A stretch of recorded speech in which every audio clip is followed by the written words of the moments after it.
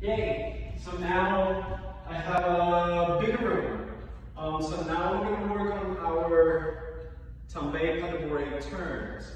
Our Tombé, it needs to be breaking apart. So let's talk about it.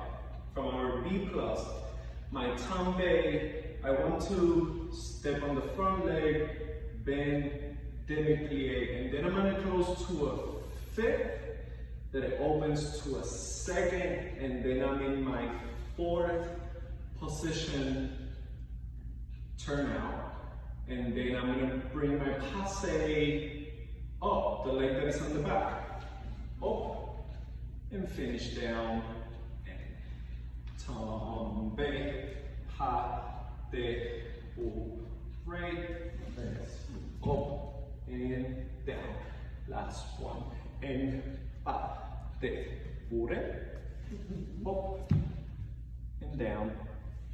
Yay! Thank you.